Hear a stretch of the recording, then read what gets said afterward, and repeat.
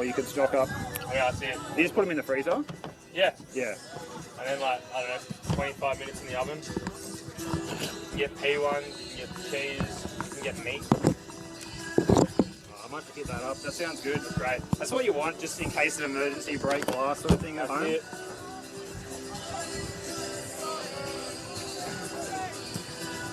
So are you a Georgie fan or a Green Gully fan being Maltese? Well, it's, I mean, like, my whole family's not really like football oriented, they're all more AFL. Yeah. But half, like, quarter Maltese, quarter Italian, and then English on one side. But I'm more Avondale. Yeah, yeah. Because I'm in the area. Yeah, it's pretty Avondale's close. a stone's throw away from me. Yeah, it's the closest ground to me too, actually, Avondale. So yeah, whereabouts are you based? Kensington, so I'm pretty close to where you are. I used to live in Flemington. Yeah, yeah. I grew up in Flemington. Yeah, right. You're real close to so where I'm like, yeah, I'm local. Yeah, yeah. All right, almost there, I think. Yeah, I don't mind getting down to the places on Pleasant in Flemington. Oh yeah. Pretty good neck of the woods down there. You know, Crescent, old stomping ground. Yeah. Yeah, it's not like super close to me, but like I can walk there, or sometimes I'll like go for a ride there. Stop at one of the cafes. Yeah, Memphis used to be like the best one in our area. Yeah. It's changed hands, I think. It's changed hands a few times in the last, I'd say 10 years. I think it's still alright. I think it used to be. I love the building how it's an old dentist. It's so cool. Yeah, it's sick. It's pretty awesome. Alright. Oh, we're doing good. Okay, 7:06. Yeah. Probably ready for it. Oh, yeah. See, those socks are a bit loud. Those socks are a bit loud. Yeah. You gonna wear them for the game? I won't mention them, I promise.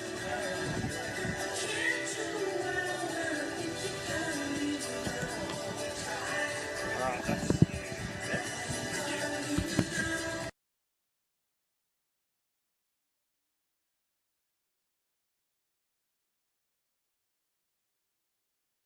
Alright, 1, 2, 3, 4. Good evening, Jordan. Now just testing 1, 2, 1, 2. Jordan, hello. Steve, hello. Beautiful night here at Green Gully. Yeah, let's. Yeah, that's better. I can hear you all now. good now? Yeah, I think I'm going to turn myself up. Which one am I? Something was loose. We're on this one. All right, perfect. But like, I can put your ears up. Yeah, oh, I was going to say put my ears up. Yeah, put your ears up there. Yeah. There we go. How's that sound for you? Does it sound pretty clear or? Yep. Yeah, cool. Yep. I don't know. I just naturally like mine a lot louder. Yep. This way down. Let's try and get there. Yeah, it's easy. Yep. Levels okay? Yeah. 1, 2, 3, 4. 1, 2, 3, 4. Should be about the same-ish. Oh yeah. That's fine. I think it's I'm naturally just louder as well. Oh, okay. Like, Yep. I'm just a naturally louder person. Sweet.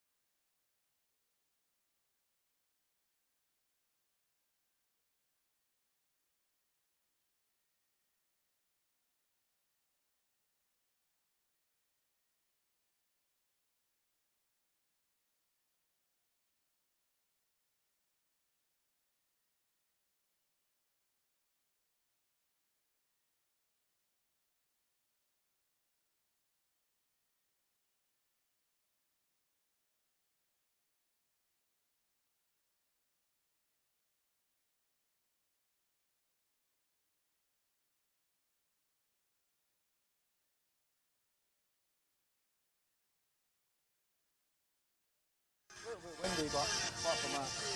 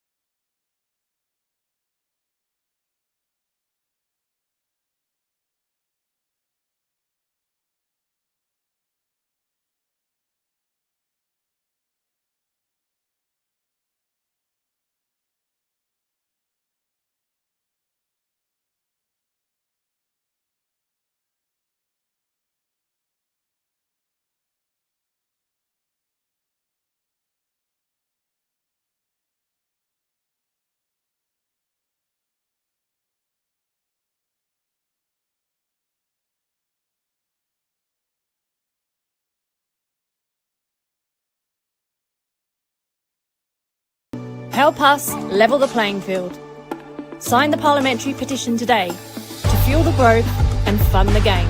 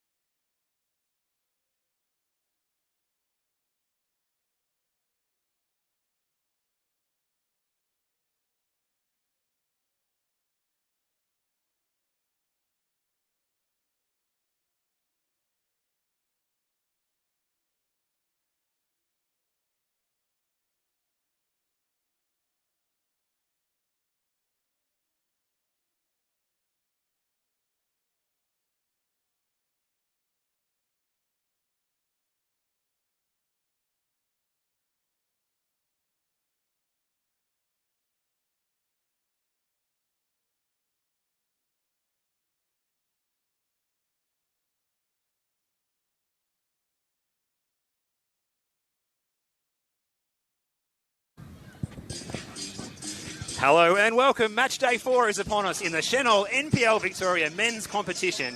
The pressure begins to mount on Green Gully and their manager David Chick as the Cavaliers return home on the back of 3 straight losses to open the season. They welcome on paper one of the form sides of the competition, Nick Hegarty's high-flying Hume City, who are looking to make it 3 wins on the bounce tonight. So much at stake in Keilor Downs, especially for Gully. We're looking forward to this one.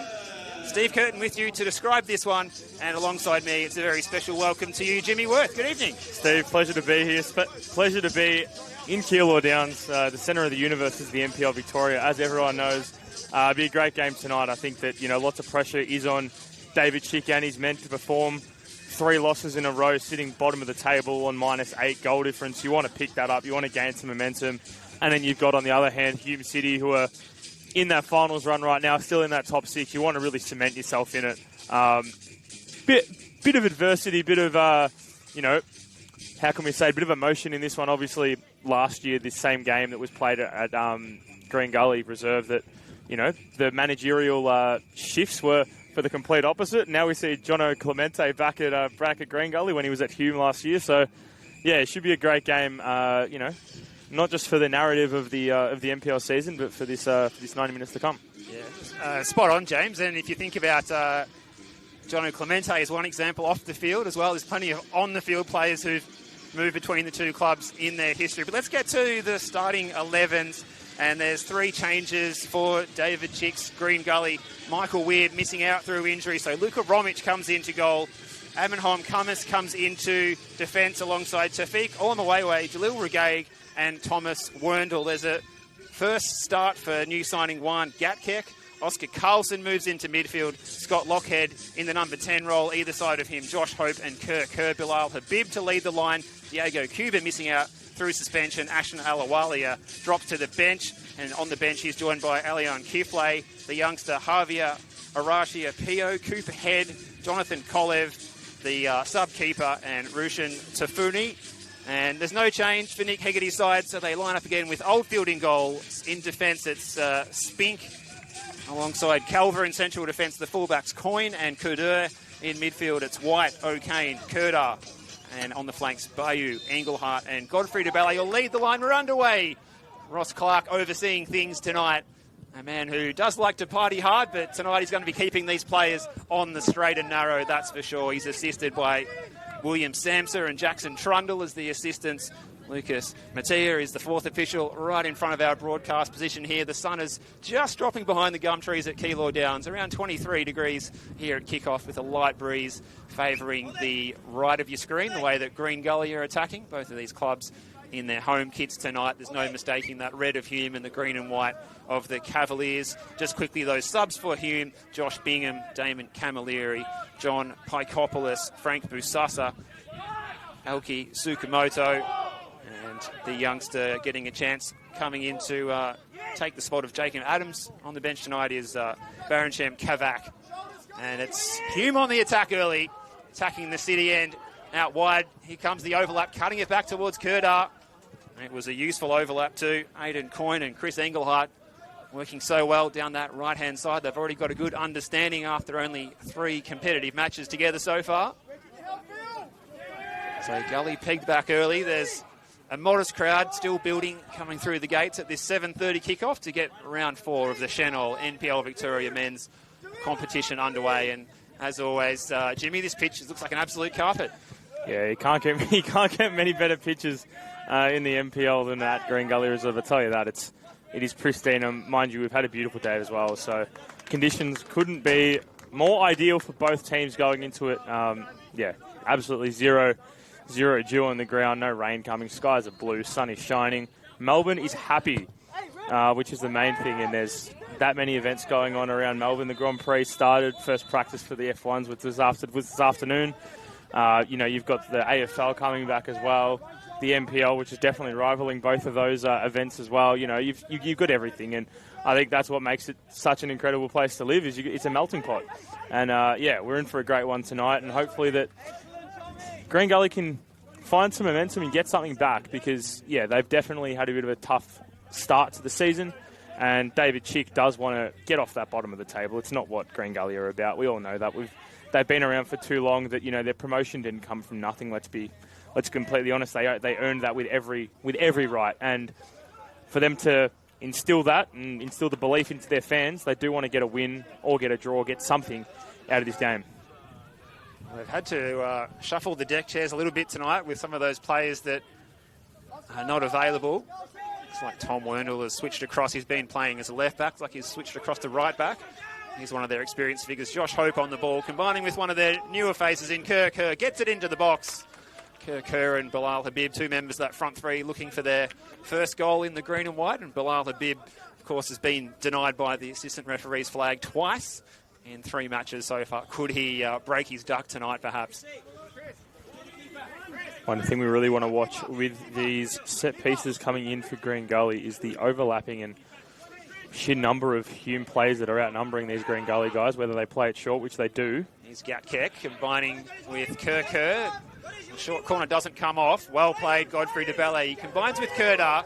He's got plenty of space ahead of him. Sliding in was Gatkek. And charging forward is Engelhardt. This is Christopher Engelhardt. Will he pull the trigger? Here he does, and it's a good save from Luka Romic to deny him the first shot on goal of the match. A very good counter-attack by Nick Hegarty's Hume. And Engelhardt, well, he felt like he wanted to, he should have troubled the scoreboard attendant there, but good effort by Luka Romic to deny him.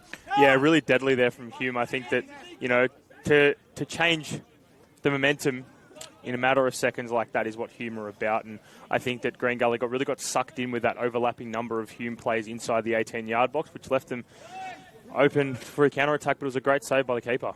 And this was their route to goal last week, a Burkhan Kerdar corner kick into that back post area. It's a good punch, acrobatic from the youngster Luka Romic.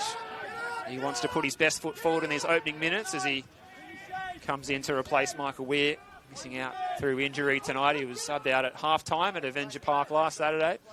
And it was a busy time for Romic in the second half. He had to pick the ball out of his net 4 times. He's hoping to get Gully's first clean sheet in 12 matches tonight, and that would be well overdue for the Cavaliers. Here's Aaron Calver, one of a few former Western United players out there. He's spent a bit of time in Korea, played for a few clubs in K1 and more recently K2 since his stint in the A-League with Sydney, Western and Perth Glory.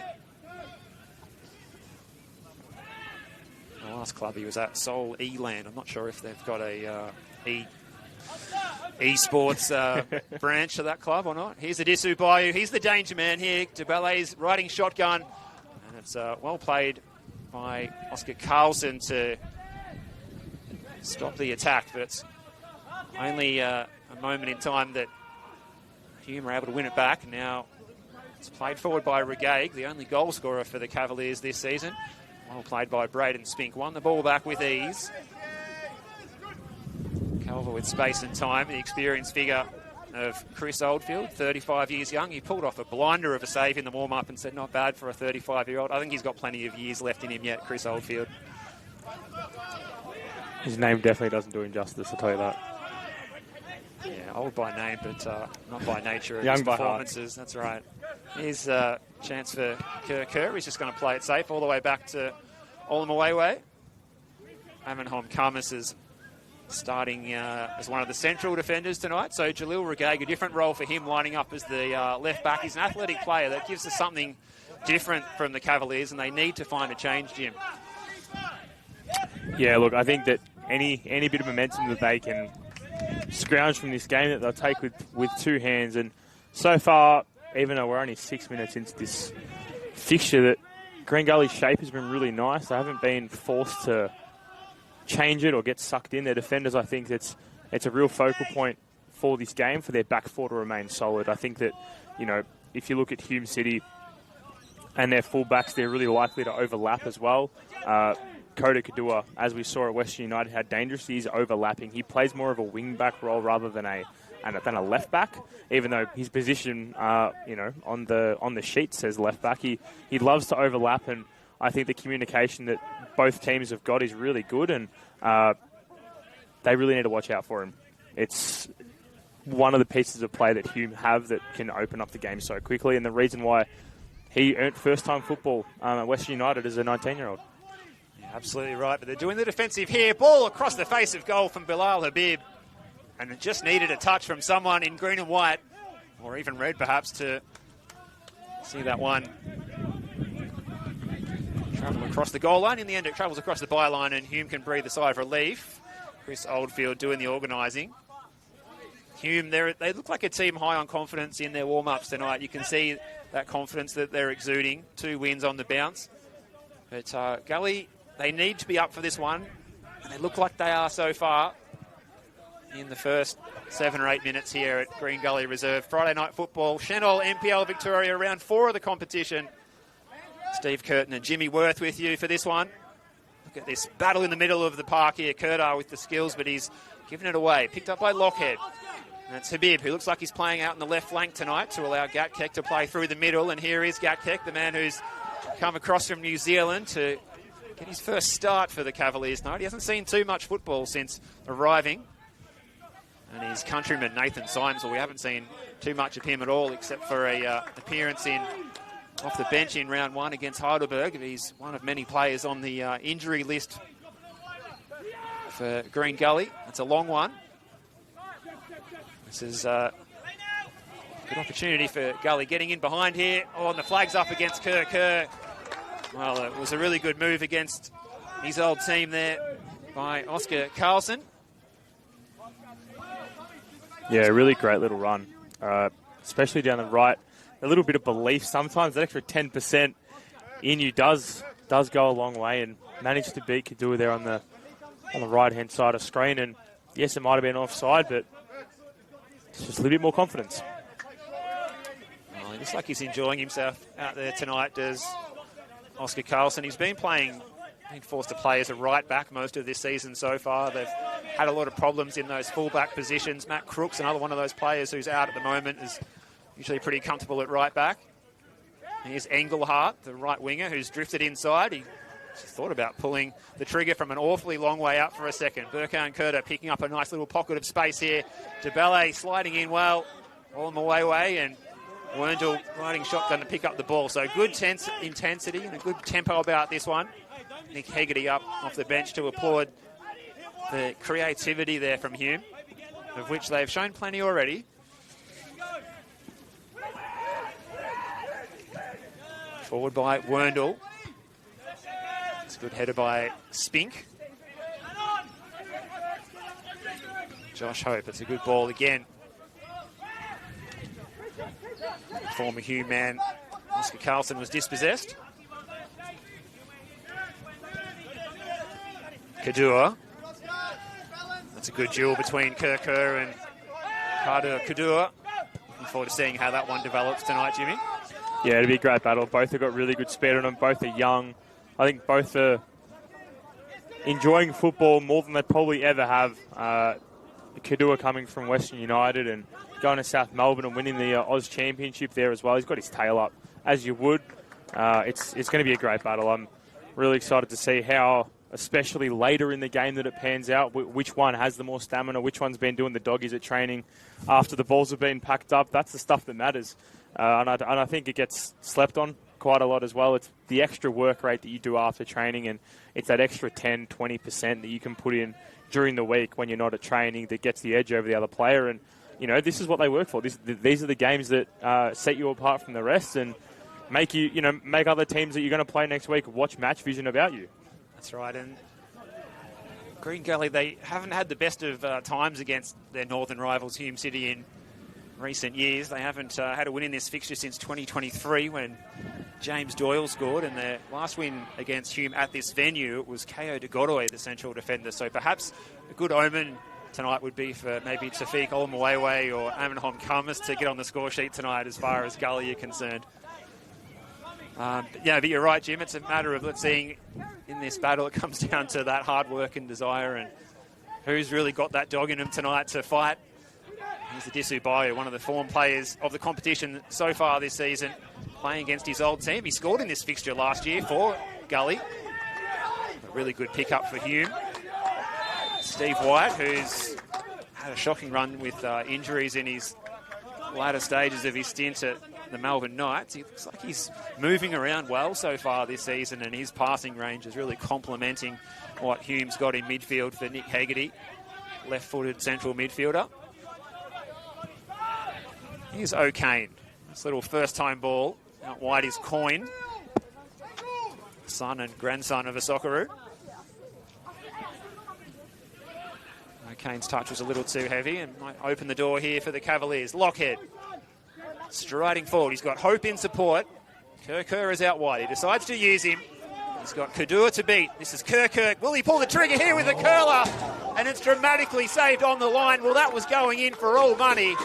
But for the outstretched go-go gadget legs of Aaron Calvert to somehow divert that over the crossbar. Incredible stuff. Wow, that was a certain goal in our eyes. And then Aaron Calvert just, gets the go. You said it perfectly. He took the words right out of my mouth. Really great there from Green Gully. Good momentum build up as well. They started from the back. They were patient with their work build up. They weren't rushing anything, and I think they've been rewarded here. In comes the corner from the far side. It's away by O'Kane. Didn't beat the first man, and it was straight to Lockett, who spurned the opportunity. But nonetheless, some good signs there from Gully. And if I was Kerr, I would have already been wheeling away in celebration there, Jim. Yeah, I mean, I had my hands on my head before Aaron Calvert even got his foot to it. But yeah, look, I think that when you've come from 3 losses as well, or that you want to build something, and the momentum that they've got so far, Kerr's really just done fantastically. That's what you want from your winger as well. You want them to be able to take the game on and attack the ball, not rely on the number 9 too as well. Well, they need to be careful on the break here. Look at Adisu Bayu charging forward, but Kurdar's pass, that was those two that combined for the only goal of the game for Hume last week. Doesn't quite work out this time. In fact, it was Kadua who was striding forward. He really gets a full head of steam up when he gets going in possession or without the ball. Werndl's throw. Lockhead can play it forward, but it's all red shirts there, and this is O'Kane.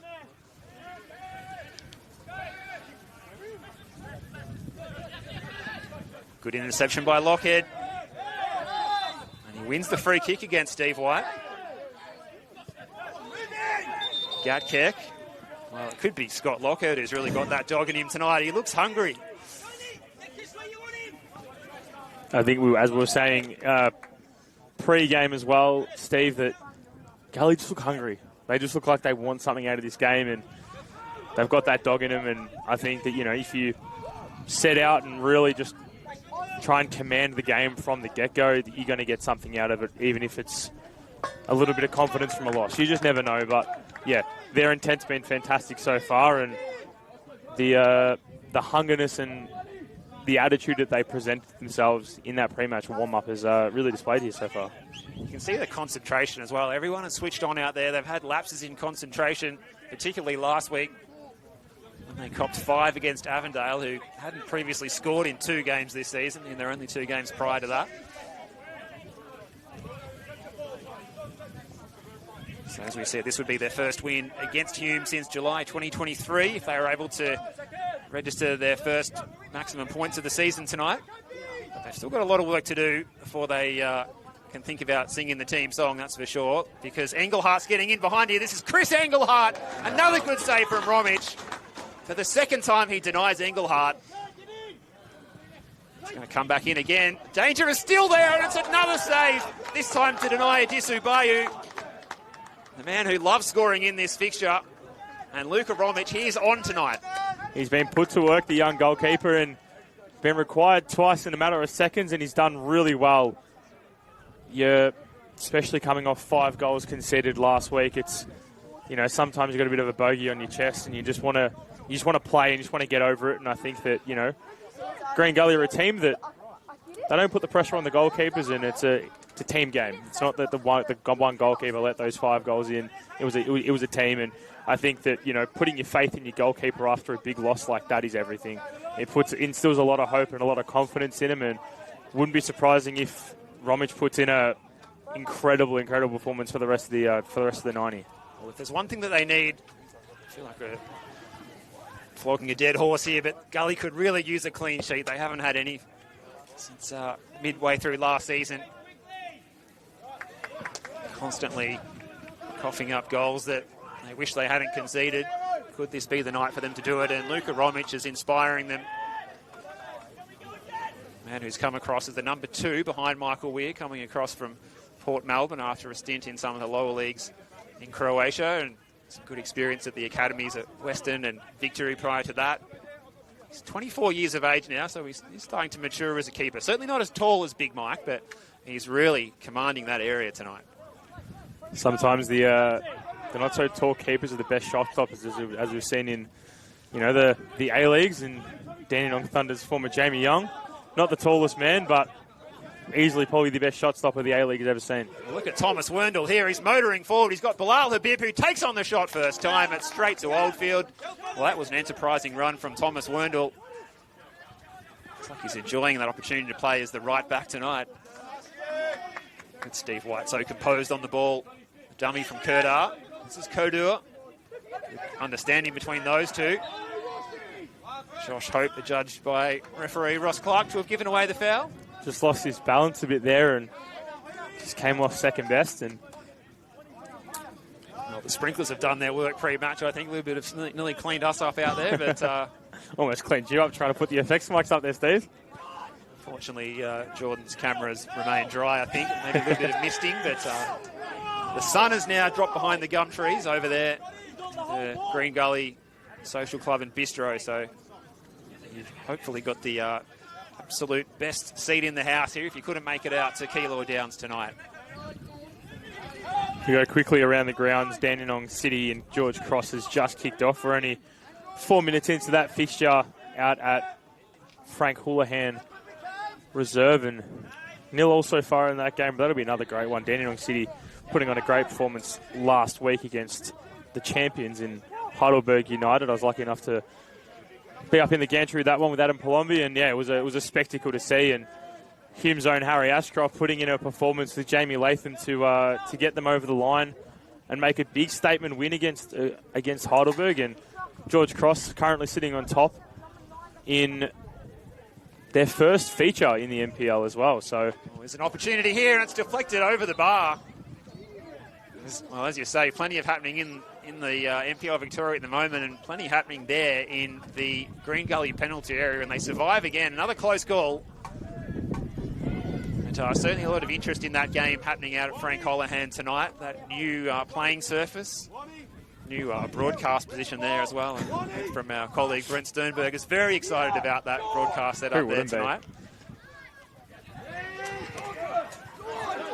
It's Dandy City looking for their first win on the newly resurfaced pitch after they got a bit of a touch-up from Melbourne City in their last outing there.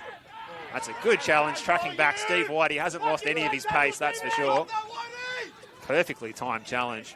And now he's got space and time to distribute the ball, but he plays it a little bit behind Burkhan Kerdar.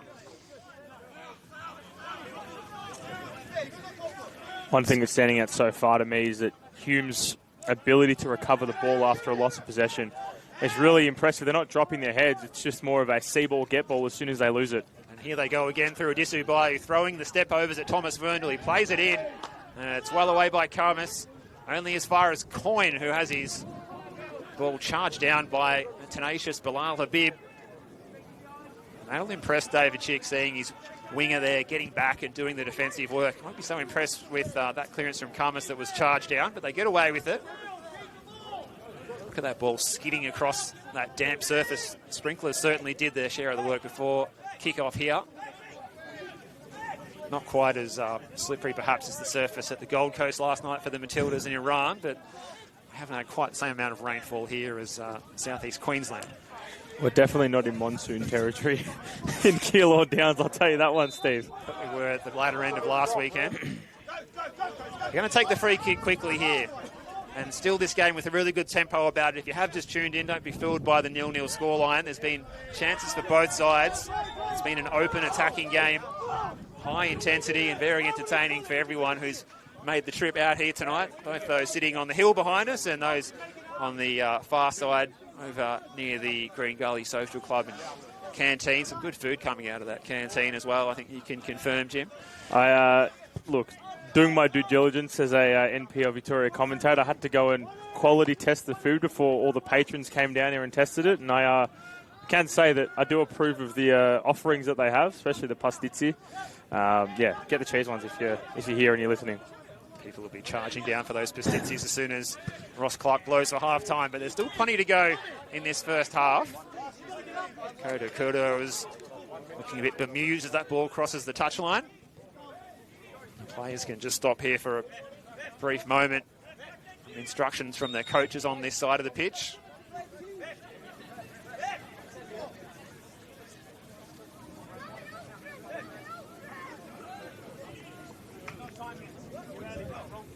There seems to be just a very, very quick pause here as we do know that 7:54 is listed as sundown, and all the players partaking in Ramadan will take a short break once the referee calls it. So I'd say it'll be next time the ball goes out of play, we'll get a short intermission in this one.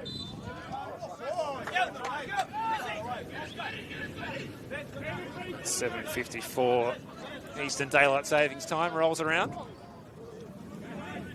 Which it has now. Going to keep the ball rolling here. Hume City, one of those players who has been fasting this season during the holy month of Ramadan. This is Habib on the far side. Good challenge there to win it back by Coyne. Steve White, that cultured left foot, he plays it up towards DeBalle. It hangs in the air well away by Karmas. Space and time here for Lockhead. Kerr. It's got overlap coming from Werndl. Nice little 1-2. Lockhead and Gatkek. And Werndl's onside here, is he? Yes, he is. He can get the cross in. Trying to find Lockhead. Gatkek, will he pull the trigger here? It was a dipping shot. It was always swerving away. And we will get that intermission now as Ross Clark will allow the game to be broken for those players to break their fast. So we can short intermission here for the coaches to have their say as well. Yeah, it'll be a good little reset for both teams. It's been a pretty high intensity so far in this game. We are only 24 minutes into this fixture, and yeah, they'll come over and break their fast. I think that they will have some dates to break that fast, and a bit of water, and maybe some sports drinks as well to get those electrolytes back in. As we do know, they have been unable to eat or drink for the duration of the sun being up today and for a good 20 days so far. So little short break here from Green Gully Reserves. 0-0 is the scoreline if you're just joining us. Steve Kurt and Jimmy Worth taking you through this evening's fixture here. As we do know, as I just said earlier, we do have another fixture going on in the southeast of Melbourne. Dandenong City taking on George Cross, and 0-0 is the score for that one. But it's been a great game so far, Steve, and both teams trying to find an edge, and they just can't find it. Yeah, real arm wrestle. It's been a really entertaining watch. Luka Romic has been forced into 3 great saves, 2 from Engelhart, 1 from Bayou. Closest chance for Gully came through Kerr, but for the long legs of Aaron Calvert to block it when it was almost going across the goal line.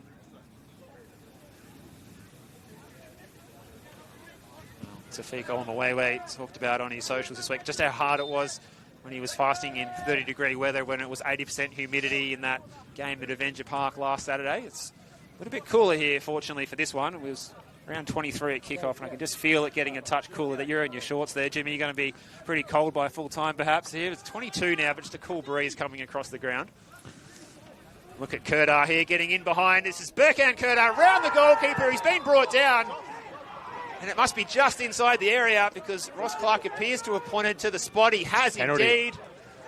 And that lapse of concentration, perhaps, after the break for Green Gully could be so costly here. And what colour card will the referee, has he seen a yellow? He's probably lucky to get a yellow card with that one. Would have been a lot who have argued that could have been a last man. That goal-scoring opportunity has been denied, but he's lucky to walk away with the yellow. He's had a great game so far, and this is another opportunity for man between the sticks for the green and white to get some more confidence. Well, the only thing saving him there is that new double jeopardy rule that came in. If it was outside the box, he definitely would have been marching in the tunnel and would have had to see the young Jonathan Kolev, the 22-year-old keeper who plays in the 23s, who's on the bench tonight, would have been putting the gloves on, but he can rest easy on the bench for the moment. But what's the concern here is Gully, once again, after putting in a good shift so far in the first 26 minutes in this one, they've coughed it up. An opportunity here for Burkhan Kurdar.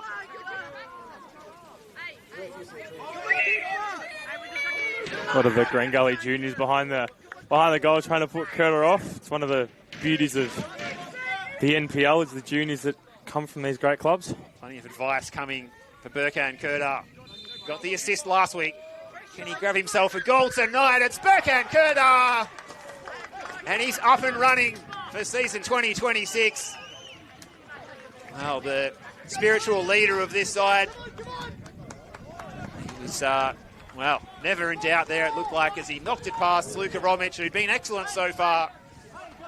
Burkhan Kurdar winning the foul, dusting himself off, and no problems converting. Yeah, look, Hume will be happy with that. They'll feel rewarded and they'll feel like they deserve that goal. It's been coming. It's been a culmination of great plays from the back into the forward as well. And they won the penalty fair and square. Burkhan Kurdar doing what he does best and cementing his name into this fixture and putting the ball into the back of the net to get Hume City up 1-0 so far in this fixture. We are just under 29 minutes gone so far here at Green Gully Reserve, and it's Hume City 1, Green Gully 0. Well, Green Gully, again, after playing some good football tonight with the good intensity, they find themselves in a similar, an all too similar situation. It was only seconds after the break-in play that they were brought undone. Kurdar getting past his man. Brought down by the on-rushing Luka Romic. You fancy the best thing Gully could do is about stating the obvious is trying to get that quick time and get things back to where they feel they deserve to be, which is probably level on points at half-time with Hume, the way this match has been played out. I think not panicking is a really important one as well for Gully, and not trying to overexpose their backs and not trying to play too high on their fullbacks and their wings. Playing sensible football is important when you're 1-0 down, because if you're not playing sensible football and you're being really silly going forward, that's how you get 2-0 down. It's a really slippery slope. We have seen teams do that in the past, and it's quite obvious when you're trying to scramble, but we're only 30 minutes into this fixture. There's no need to panic. There's no need to stress. It's go back to your basics, go back to fundamental Green Gully football, and that's what's going to get them over the line. That's what could get them a goal back. They have been playing so well so far. It's been a really impressive 30 minutes for David Chick and his men. They've done really well considering a 5-0 loss last week. They've been really composed. They've been really good so far. So they'll feel hard done by that goal, and they'll feel like, oh, we should have got one, but now this is their chance.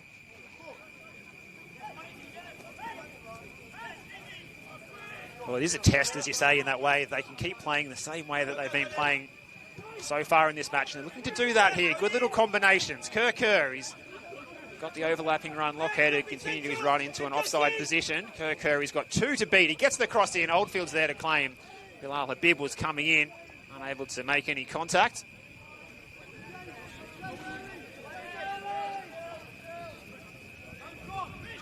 So we do have the first goal of match week 4 of NPL Victoria, courtesy of a Burkhan Kurdar penalty on 28 minutes here at Green Gully Reserve. That's what separates the sides. Hume looking for more here. Bayou receiving from Kadua. Way by Olamawewe. Solid clearance.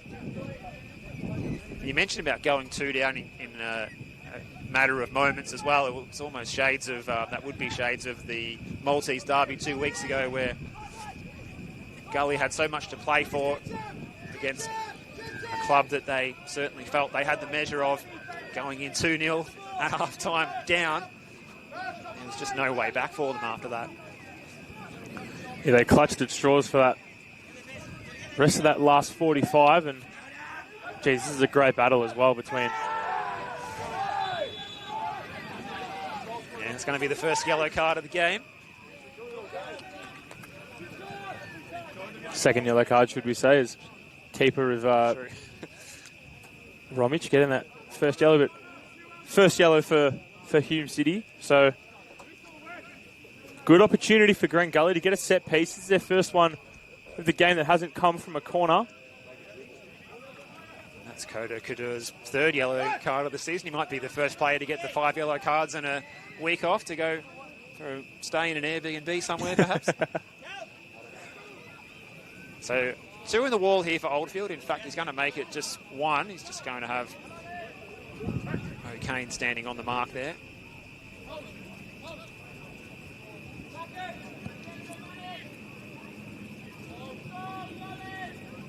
So it's Kirker with the in-swinger here. Put it into the back post area. Oldfield had a good look at it, decided to come and claim. I think that's definitely our focused matchup in this game, Kirker and Kadua.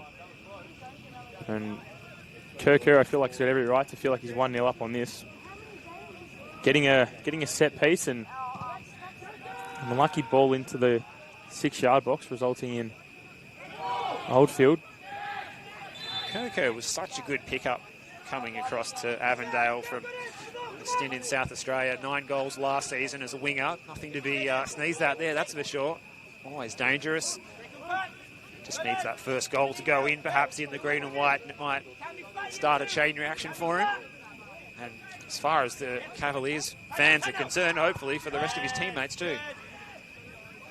It's still just Jalil Regaig, the only goal scorer for Cavaliers this season. Disubai is switched out to the right-hand side. My name is Coyne. In fact, it's O'Kane dropping into the full-back position. So good rotation of positions here by Nick Hegarty's team, but they've coughed it up here. Here's Habib, goes past his man. Oh, Ross Clark has not deemed that to be a foul, and that's going to leave the Green Gully bench incensed. Oh, late call. Oh, it is in fact a foul. Did not hear the whistle from here. No, it was a very, very late call. He only put his hand up to signal a Green Gully possession. I feel like everyone watching at home and that Green Gully reserve would have pointed to a foul for that one. And it's another yellow card out of the pocket here. Shown towards Aaron Calver. So the yellow cards are starting to mount here a little bit. 2 of the back 4 on yellows for Hume. It's another set piece from the complete opposite side here for Gully. And I want to do one better than their last set piece, which ended up in Oldfield's gloves, and they try to get this ball into the back post. Try find a big looming centre back. Plenty of tall timber there, isn't there, with Karmas and Olamawewe, Habib and Gatkek. Regaig as well, and not short. It's just too deep. They're really missing that delivery from Diego Cuba. His set pieces have been excellent this season. It's his corner kick that was the only assist registered for the Cavaliers back in round 1 this term. Missing out, picking up 2 yellows at Banter Park last Saturday afternoon. Yeah, that red card definitely hurts. Massive loss in midfield. It's Carlson stepping into midfield against his old team tonight, who's shown that he looks like he's got a point to prove, and he's played well. So there's definitely some silver linings here for Green Gully, but the biggest kick in the pants is that once again, here at home, they trail. Burkhard Kurta's penalty kick. That's a good strong header from Karmas. It's backed by White. A bit of head tennis between those two. Good attack on the ball by Jalil Regaig, and it enables a path for Lockhead to pick up the loose ball. Space out here for Chris Engelhardt, the Mexican-born winger. He gets into the box and cuts it back. Kurtar will get there. Oh, a good first touch by Burkhard Kurtar, and another acrobatic save from Luka Romic. That was a fantastic first touch to set up the opportunity for the shot. And it brought the best out of Bromwich once again, Jim. Yeah, Green Gully, I wouldn't be happy if I was David Chick there. Really just left the back four exposed, and you don't want to give Burkane Curta any more space than you need to. He beat the midfielder, then had a shot, and it almost just looked like that the defence was just caught flat-footed and wanted him to shoot, and another great save from the men between the sticks. In comes the corner. Getting close to it was Braden Spink. The Queensland defender couldn't get his attempt on target.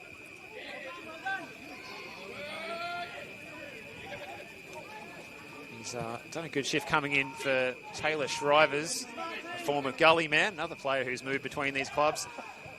Did his hamstring after coming back from the ACL injury he suffered last year.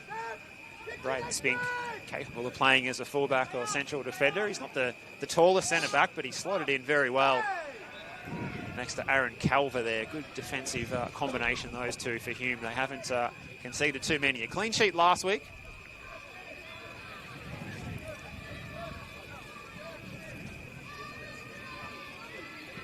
Gully Juniors trying to urge their senior club mates on here that they can't go out there and kick the goals for them. Here's DeBelle, back to goal. Still he goes, Godfrey DeBelle. Support from Curta. He's going to try and get the cross in here, is he? On the overlap, down to the byline, cutting it back, away well by Werndl.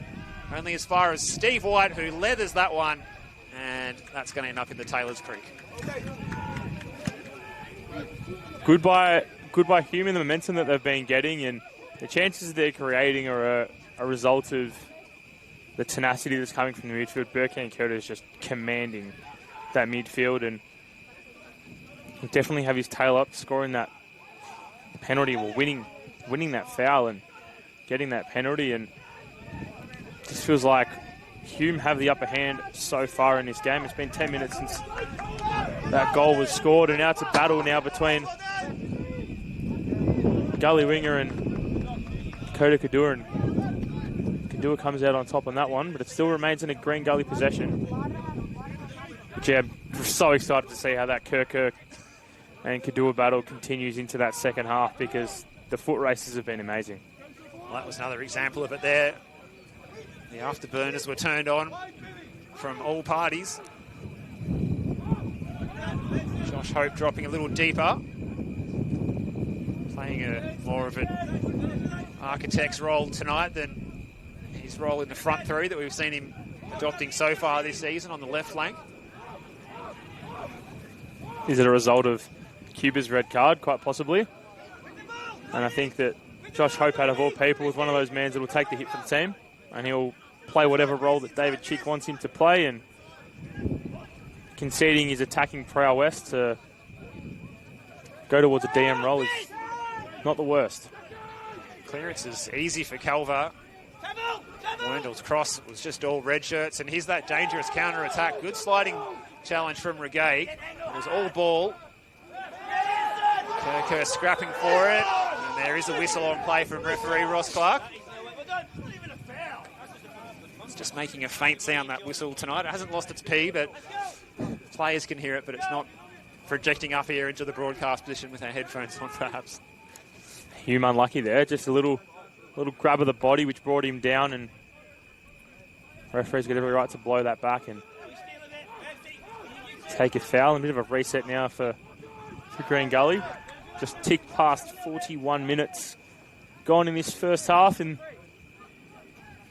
one of the two opening fixtures of round 4 in the Senol NPL is goes out for a goal kick, and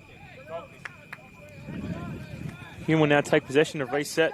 4 minutes of regulation to go in this first half. You just start to feel, Jim, like despite having a little bit of territorial advantage here, that Gully just looking a little bit flat, maybe a little bit tired from their efforts. They came out, tried to burst the damn wall in the opening 20 minutes. It was good to see. Just sense they've dropped their tempo a little bit in the last 5 or so, especially being a goal down. Olamawewe's lost out here. Adisu Bayu running it, Carmus across the face of goal. There's two at the back post for Hume.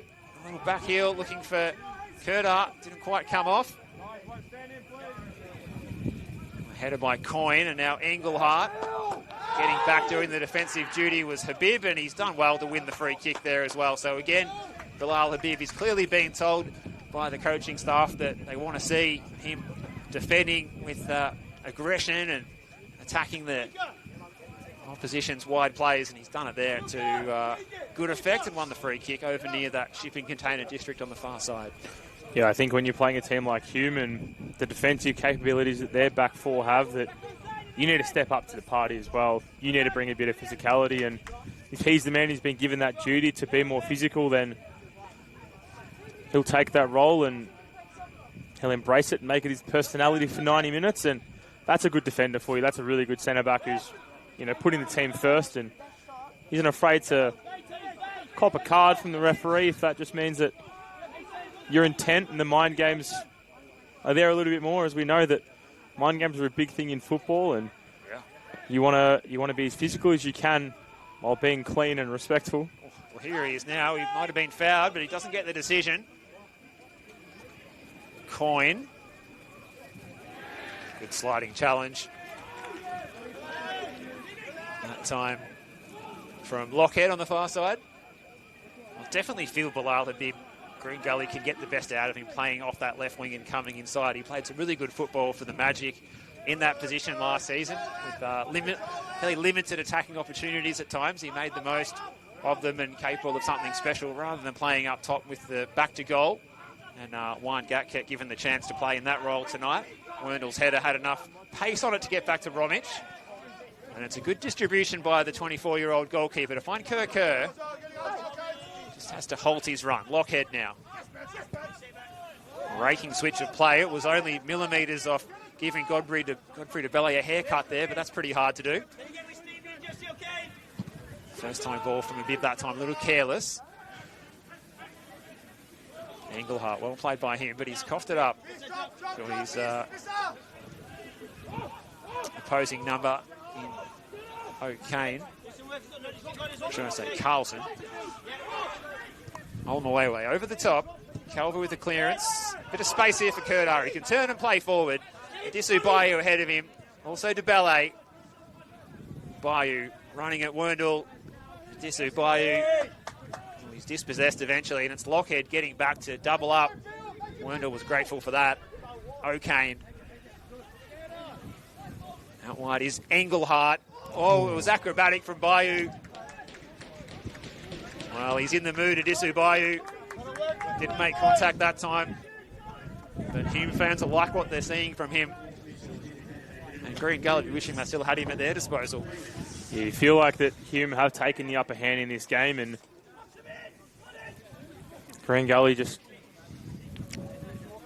slowly falling into old habits, and they don't want to be doing that because they did so well in that opening 30 minutes to put on a really good display, but it almost feels like they were putting the foot on the gas 100% and not worrying about what happened after that first 20 minutes, and it got them undone as the fourth official has signalled 3 minutes of added time. There's still time. Can they throw something at Hume in these couple of added minutes here, perhaps, Jimmy?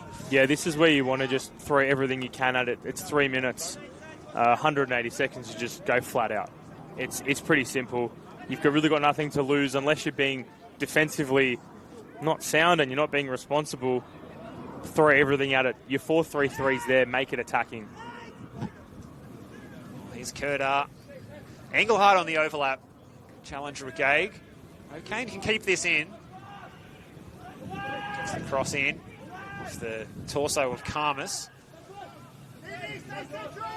Get the determination from Kurtar, but it's equally matched by the determination of Regaig over there on the far side. And Hume can just take their time to deliver the throw here. Looks like Coyne coming down to send this one in. Another good pickup. Some of these pickups that Hume have acquired in the off-season have gone under the radar a little bit. Coyne is another one of those players, no exception. Just hangs in the air. Engelhart. Good first touch by him. Sets it up for O'Kane. Josh O'Kane trying to check back onto his preferred right foot. This could be the last chance of the first half here for Gully to get forward. Look at Werndl. The Pistons are pumping as he charges down the pitch. Coughed it up though. Steve White's there. It's a lovely weight on the pass for DeBalle. You could say the same about the pass for Bayou. Adisu Bayou running it calm. Adisu Bayou couldn't keep the shot down. Brilliant work until the finish. Gee whiz, Adisu Bayou will feel unlucky to not get anything as a result of that play. It was a really great build-up from the back, and I think that's been the story of this first half, is just how good Hume City have been from the back all the way to the number 9. This replay just shows he just got too much underneath that ball, and he skied it straight into where the juniors are watching this game, and it'll be a fight to the death to find that ball for those for those juniors. And don't they love it? If that had gone in, you could have just replayed that as the quintessential coaching manual of a counter-attack. That was precision. But at halftime, it's a familiar situation for Green Gully. They trail here on their home deck by 1-0. Burkhan Kurta, fouled by Luka Romic, getting up and converting the spot kick. That sees the halftime score. Green Gully 0, Hume City 1. Hume, probably you have to say on the balance, Jimmy, they probably deserve that lead. Absolutely. I think that if you want a well-rounded 45-minute look at that game from Hume, it was a really good first half from them. They didn't panic too much when Green Gully offered a lot of shots and offered a lot of offensive assault. Realistically, there was a really great 10 minutes from Green Gully, but Hume didn't panic. They just knew their football. They didn't overcomplicate things. And then as soon as they realised it was their time, they pushed through. Burkhan Kurta earning that penalty, slotting in that goal as well. They'll go into half-time really impressed and really happy the way that they've played. They've been playing Hume City football. I think that's the best way to describe it. 1-0, and Green Gully, I wouldn't want to be in those sheds if I was you, Steve, but... Well, the pressure's on David Schick now. Put yourself into his shoes. Would you go out and leave it the same for the next 10, 15, or do you make a change at half-time? I think it'd be a bit irresponsible to make a change thus far. Just see how the 11 goes. I don't think anyone has been particularly stand out who could be taken off for one of the substitutes to replace. I think just as a team, the cohesion hasn't been there. Give them 10, 15 minutes, see what they can do, see if they can get back to that opening 15, 20 minutes of that first half, see if they can build upon that, and if they can, that's when you start making small changes. Don't make anything drastic. Take in a winger, maybe reformat the 4-3-3 that you're playing. Josh Hope, I really don't think needs to come off. I really think that he needs to stay on there and play that architect role. If you're going to do anything, you drop into a 4-3-3 that's got a holding midfielder, which has been playing, but at times it looks like they've been playing more of a central attacking midfielder than a defensive midfielder. So if there's any change, you'd probably just reroute the formation into more of a defensive to allow mistakes to happen, but you've still got one man back to help the back four. Well, let's see what happens in this second half as the crowd goes over to line up for their Pastizis at a half-time. We're going to pause for a short break here. We'll be back in just under 15 minutes. Both myself, Steve Curtin, and Jimmy Worth for the second half of this one. All on the line here for Gully, but Hume City, they're looking good for 3 on the bounce.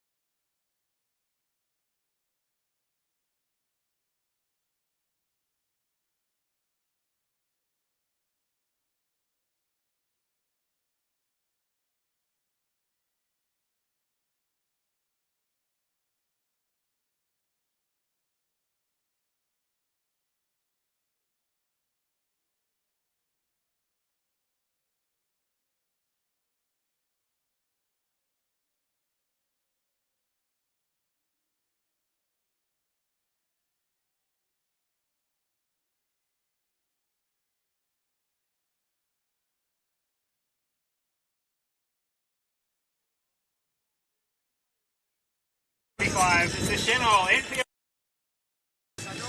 Round 4 of the competition. Hume City leading by a 1-0 against Green Gully. Green Gully need to get something out of this game, you fancy. Hume City, they're looking good for 3 on the bounce at the moment. Steve Curtin with you, Jimmy Worth alongside me. What can we expect in this second half, mate? I think that a real big ground assault from Green Gully is needed in this first 10-15 minutes. I don't think a change was necessary. As we spoke before the half, that a change wouldn't be really necessary so far. It should be an all-out attack. As we saw in that first 15 minutes of the first half, it should replicate it. I think for Hume, sit back off the ball, allow Green Gully to move the chess pieces before you let them play the white piece in the chess game, do everything second, let them dictate what they want to do, because if history repeats itself and second half is like the first half, Green Gully will show cracks very, very slowly. And I think that if they want to expose the cracks, you got to invite the players.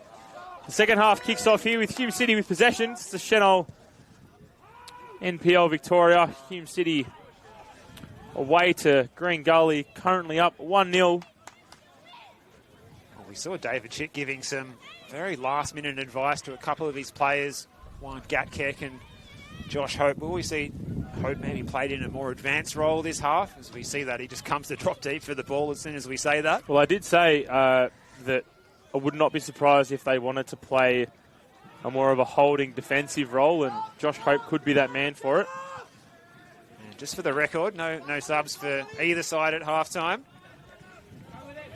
Good header by Regay, who's playing that left-back role rather than central defence tonight, and he's not too bad in that function there as the fullback. He's got that running power too. It might even suit him being able to charge up the line. Here he goes again. The left boot into it. It's a good first touch by Kerr. Looking for options. Looking left, looking right. Lockhead. Karmas. Pressure from DeBelle. Space and time for Olmawewe. Just a stride forward. Once he got ahead of him, he tries to pick out his captain, Josh Hope. And that's a really good first touch. This is a good opening couple of minutes here from Gully as they look to respond and try and claw back this 1-0 deficit. This is a bib. He likes these situations running forward. Oh, commentators curse there as he coughs it up to O'Kane. Look at the running power of Adisu Bayou over there in front of the grandstand. He decides to just check back.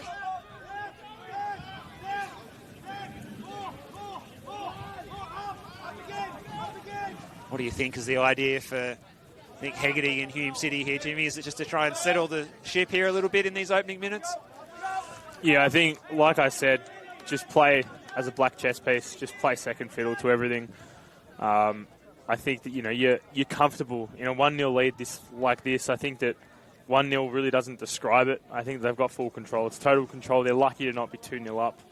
But then again, you could really say that Green Gully might feel like they could have been 1-1 as well with that all-out attack that was displayed in that first 15 minutes. But yeah, look, I wouldn't be doing too much different. If I was Hume, play the ball second, invite Green Gully to play forward and play attacking, because that, as we did see in quite a few instances, that Hume do try and pack when they're defending a corner, which then draws in a Green Gully defender, which then leaves them more exposed to a counter-attack. And they do it quite well. It's really unassuming, but it's clever football. So Nick Hegarty's, got a really good group who probably, takes everything that he does and they'll do it 10 times over. So, yeah, look, Hume just need to sit off the ball, not do anything too silly, and let the game come to them. Here's Steve White. An awfully long way out. It's not far away. Romic must have had confidence in where his posts were. He decided not to throw himself at it. But Steve Whitey, when he hits them, they stay hit.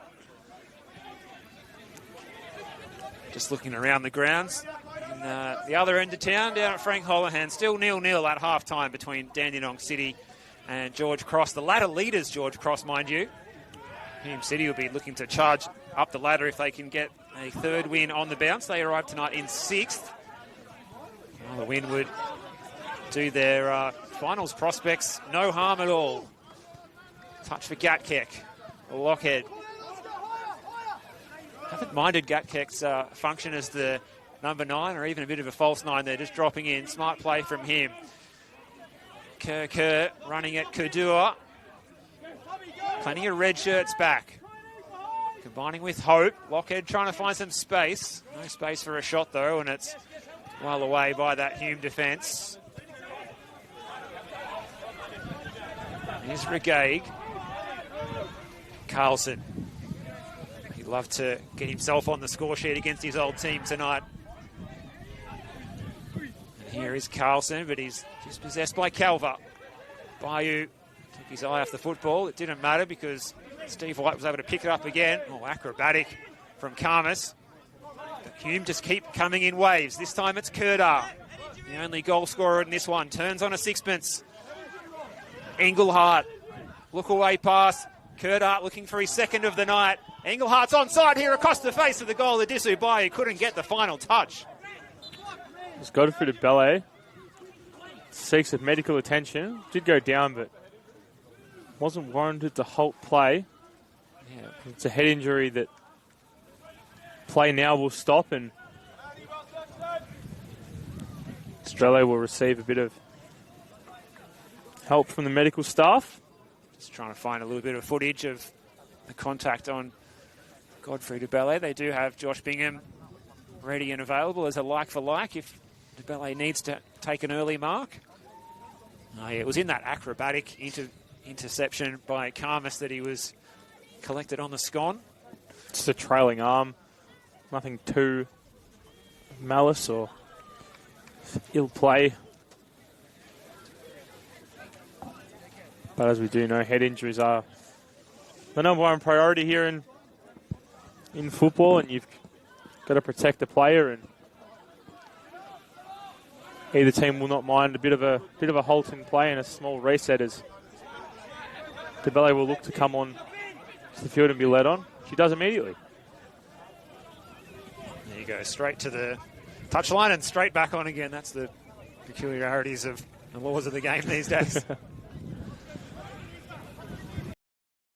Lockhead dropping into the defensive defenders to try and do a bit of the playmaking. And here's Hope, a little higher up the park. His touch is good enough to combine with Gatkek, who does seem to be playing more of the role that you don't hear about as much anymore as you did 5 years ago, the false 9, starting up, trying to occupy the defenders, and he's trying to drop into that space between O'Kane and Steve White. At the moment, off the ball, there's no one really occupying. Here he is here, and again, Spink out of the defensive line to close him down. Braden Spink, it's excellent play from him as he turns defence into attack. Here's Bayou, he's the danger man across the face of goal. Hume could have had another one to kill this game off since they've returned from half-time. Just a little dink into the back post. It's away by Lockhart. Wendell scrapping for it. Bayou, snapshot, just leaning back a touch.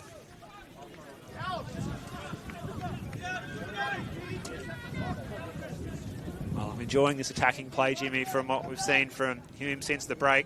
Just trying to expose Gully, who are desperate to get themselves back into the game, and consequently there's a few gaps in their defence at times. It's exactly how I predicted it would go, to just play second fiddle, allow the cracks to show and capitalise on it. It's very simple football when you think about it, but also it's very hard to execute. Time will tell. Will those small cracks become golfing avenues for Hume to play through in the back end of this one? Decent ball by Romich. And Gage's header is out of play. Right in front of our broadcast position. Jordan behind the camera giving you an excellent look at the pitches here from Green Gully Reserve. Picture perfect playing surface as well, we're seeing here. Regay will just knock that one out of play. Engelhardt happy to just be a bystander and win the throw-in right in front of Green Gully's technical area.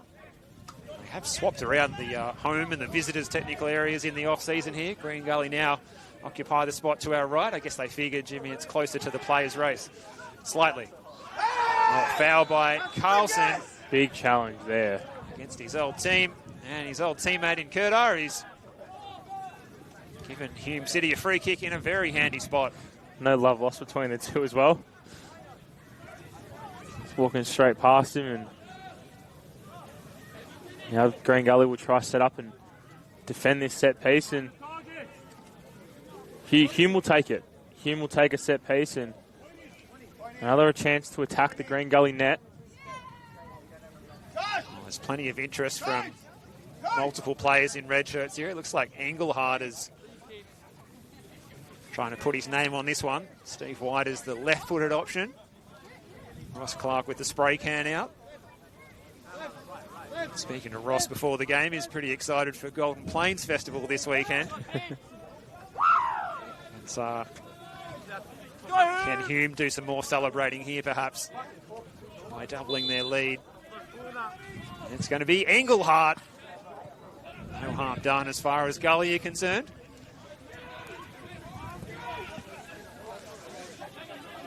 Probably a small sigh of relief as well, but none of the defenders have to worry about that one going in. There's really great pressure there from Hume. Real high press onto the goalkeeper, into the centre back. Gully managed to get out of the high pressure situation. Look at that work rate there from Engelhardt to push Regaig to play back, and now everyone behind the ball for Hume, all 10 players, 10 outfield players, plus Chris Oldfield. Pretty good to be out there and be able to look over your shoulder behind you and see the experienced figure of Chris Oldfield in goal, keeping an eye on things, directing traffic ahead of him. Experience going a long way at this level. Green Gully just starting to run out of ideas. Just 10 minutes into this second half. You need someone to conjure up a bit of magic. Who could that player be?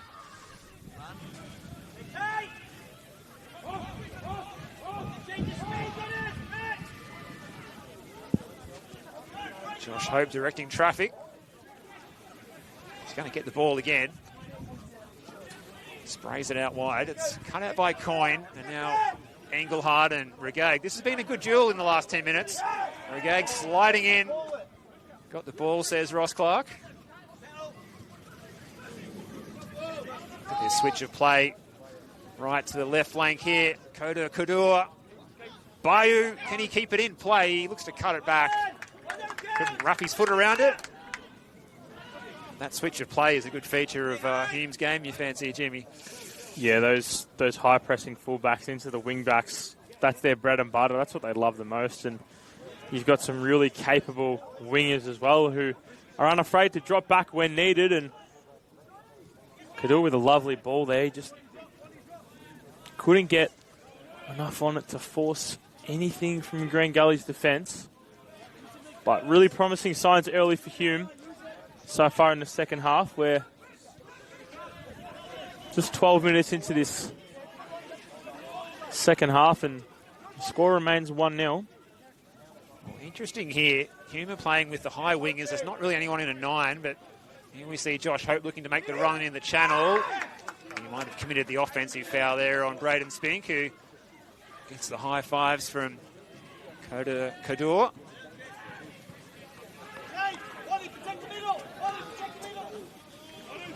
So it seems like the game plan is to keep Kerr and Bilal Habib high in the wide positions and not occupy the central area. That was an important intervention from Ivan Homkamis.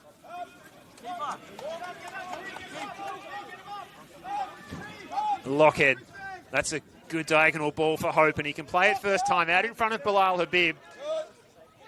Running at Aidan Coyne. Bilal Habib across the face of goal. Oldfield plays it into his own net. Green Gully are on the board. It's a great move by the Cavaliers, and on the end of it, it's Scott Lockhead. 1-1. Lockhead there, really fantastic build-up play here for Green Gully. Josh Hope onto the left.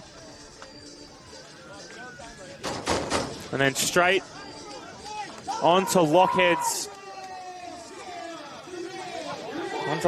head, would you say? And then into the back of the net. They will be relieved with that one. They will feel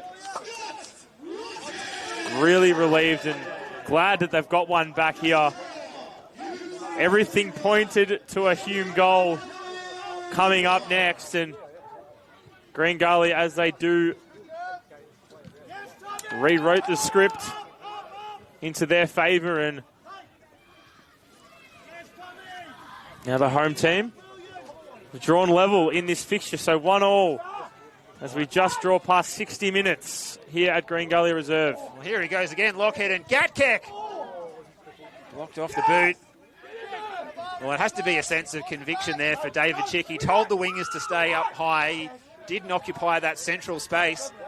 And it was Bilal Habib, the man in the ball here, looking for Gatkek. But Bilal Habib's cross was on point, and Hume couldn't pick up the late run into the box from the deeper lying player, Scott Lockhead. He timed his run to perfection there. The header was a little bit too close to the keeper perhaps, but he made up for it with the power, and Oldfield could only succeed in parrying it. Two hands to it, but it was onto the inside of the net.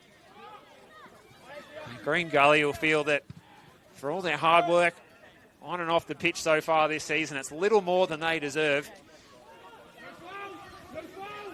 They'll feel a lot of reward and relief from that one for sure. It's a really pivotal time here for Green Gully. This is where they can shift everything. This is where they can take control of this game. They have drawn level. They've worked super hard to get it back, and David Chick doing fantastic work there, and the tactics paid off. What they don't want to do is concede a quick reply here. Adisu Bayu running it Olamuwewe. Adisu Bayu, DeBelle's in the box. It's well away by that Gully defence, but we've got an injury concern here. And it looks like Amenholm Kummus is the player who's the latest Gully defender to be on the wrong end of an injury concern. They've already got enough players out of action at the moment. They can't really afford too many others. He's quickly back up to his feet. A bit of assistance from Luka Romic. That's good to see at least. Looked like he was writhing in pain there for a moment. Those ones hurt, especially when some studs may be involved and it's in your shin. Those ones don't tickle, I can tell you that. But he's good to get up and keep going for his team. The first thing you want after a quick goal is to change everything around. You want to just leave what you've got on.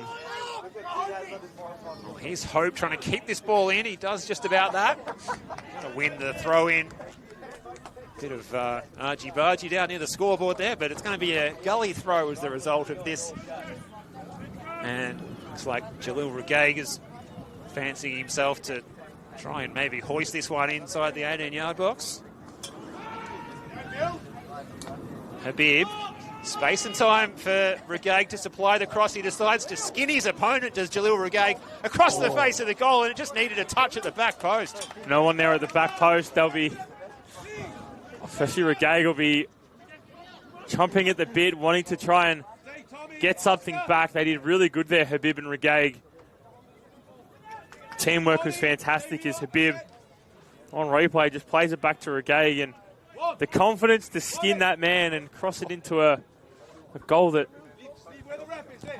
had no one and everyone was just standing and watching was dangerous. This one's going to hang in the air. Oh, there's a couple of players in green and white were high flying, contesting for the ball. It's maybe a shove in the back from Werndl. He doesn't appreciate the referee's whistle, but smart positioning from Godfrey DeBelle to put himself between the ball and the opponent and just try and simmer things down a touch, because all of a sudden, for all their attacking prowess in this game, Hume City are, I won't say under siege, but they're certainly under pressure here, Jimmy.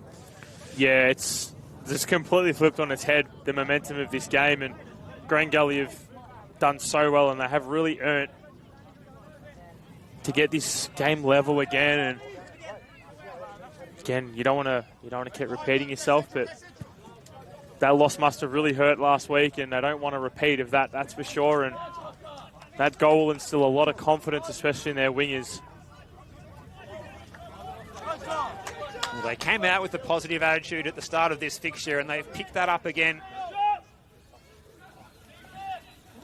It's As they look to try and ask some more questions of this Hume defence. First 20 minutes of each half is super important, especially for a team who wants momentum and is playing for a lot more than just 3 points.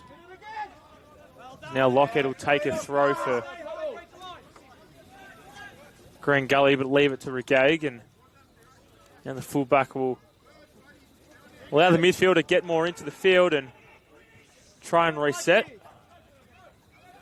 Here's Regag. Is he going to try and beat his man again? Well, he certainly took his opponent by surprise when he supplied that earlier cross. You don't expect someone who normally plays as a central defender and as a fairly big unit just to try and dribble around your opponent, but he did it with almost devastating effect. Here's a bib, and that's the kind of football we've seen him playing. Yes, that shot's off target, but I think you want to encourage that kind of play from Bilal Habib there, turning sharply and just firing the trigger on instinct there.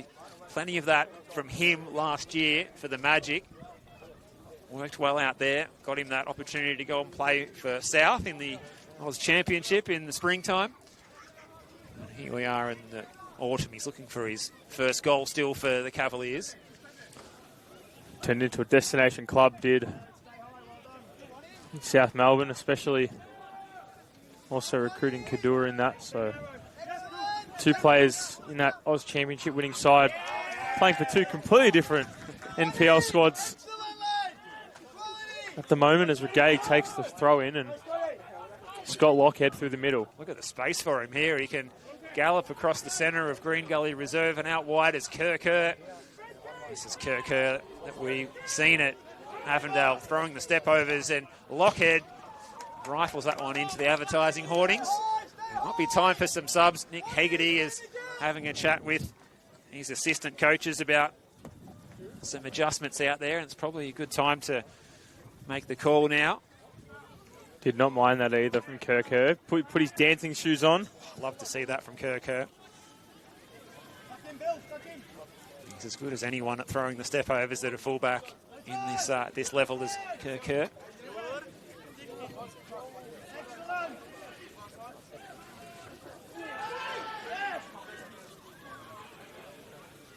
So if you have just joined us, don't adjust your sets. Gully have got themselves on the board.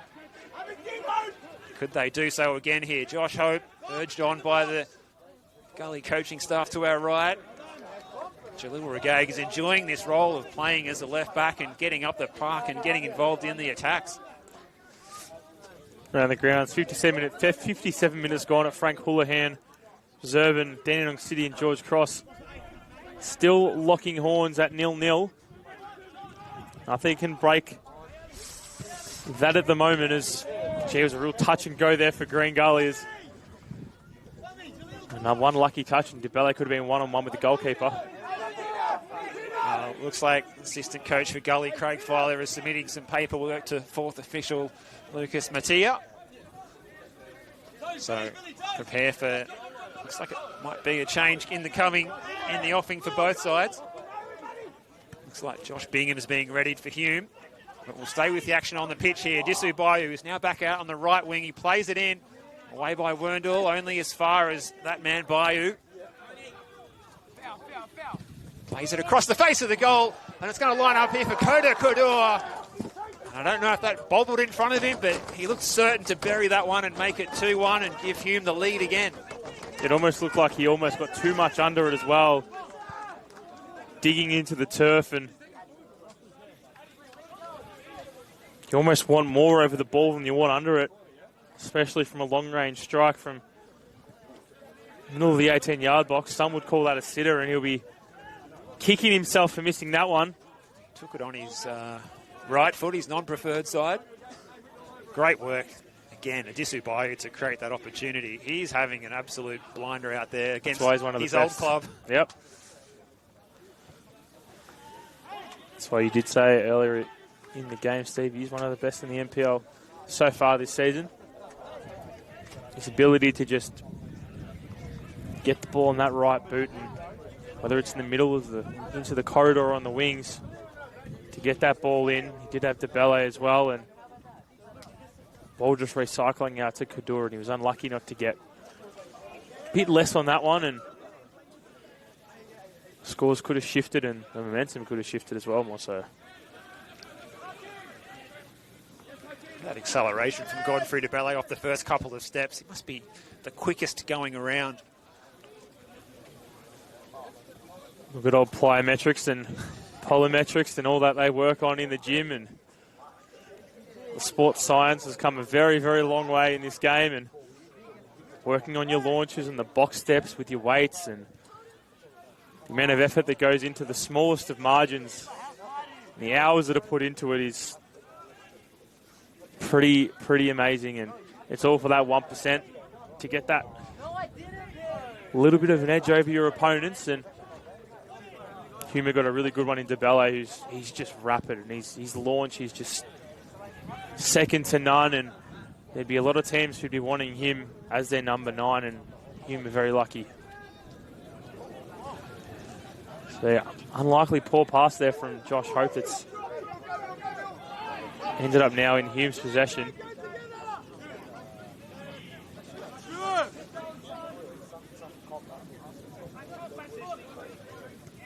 Feel the tension increasing in this one. No one really wants to make an error now. It could be fatal, at least in the context of this match. Still awaiting those subs. As things get heated here between Hume City and Green Gully, it's all firing up here at Green Gully Reserve. Emotions are high. It's 1-1, and it's probably a pretty silly error to pick the ball up by Karmas, and resulted in a handball and a few push and shoves from either side, especially with Burkhan Kurta, not afraid to puff his chest out and show you what he's worth. It just shows you what's at stake tonight in this clash between these two rivals. So many players have moved between these two clubs. Disu Bayu, yet another one of those, getting on the ball a moment ago. Here's Steve White. Opportunity for Kadua, who's got forward and inverted inside.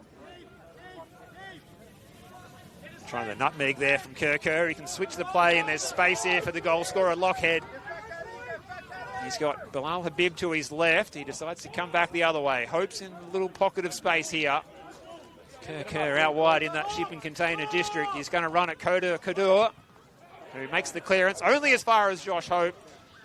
Important intervention from Josh O'Kane. One Josh shutting down another. And that's a disappointing end to that build-up for Gully. It's going to be a double change here now for Hume City. Josh Bingham is ready, as is Eiki Tsukamoto.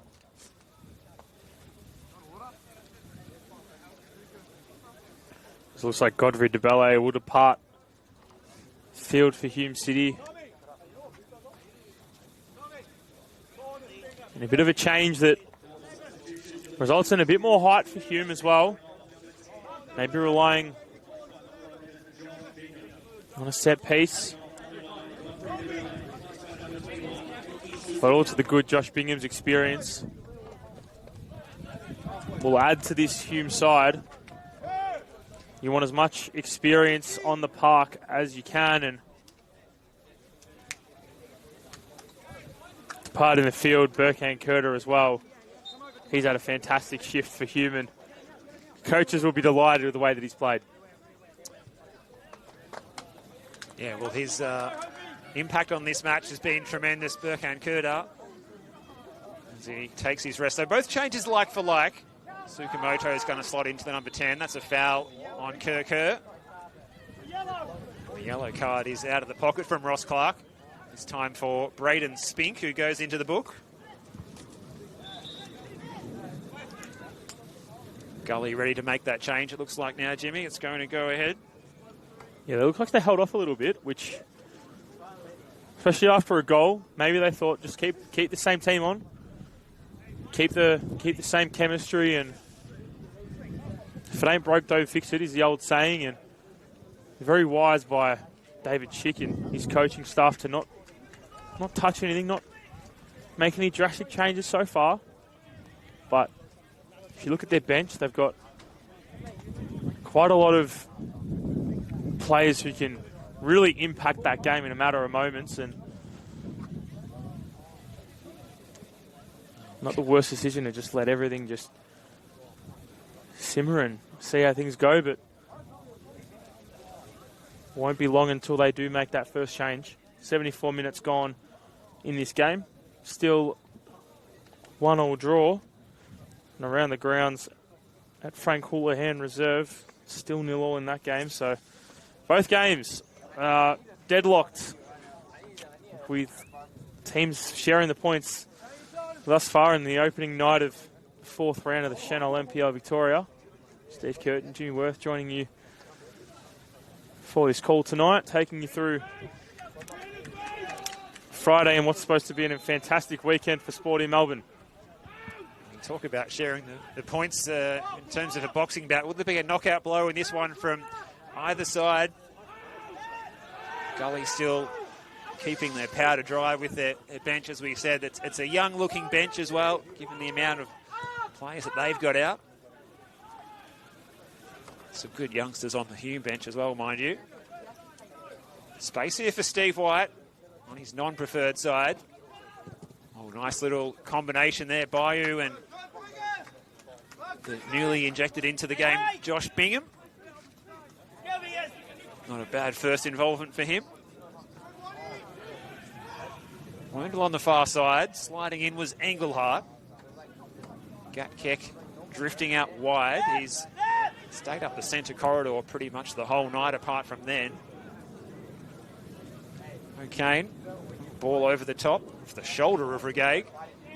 Aidan Coyne charging forward, checks back inside. This time it's away by Karmas.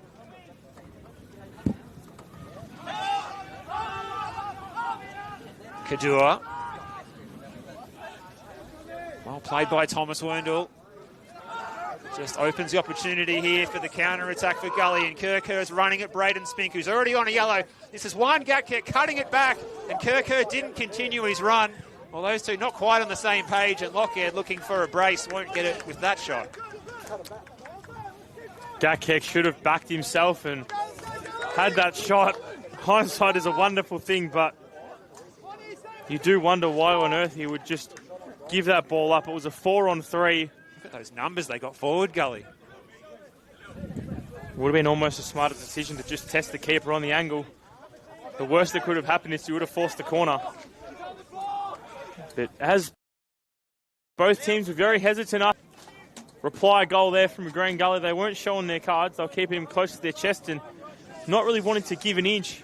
Now it's slowly starting to open up as we draw about 13 minutes till the end of regulation time, so the game's slowly trying to flesh out. Both teams now will look for a winner. Well played by Aaron Calver, using all of his experience to read the flight of that one. Forward by Kadua. He's got Engelhardt ahead of him. Oh, he's left on the way for dead. And look at the defensive work.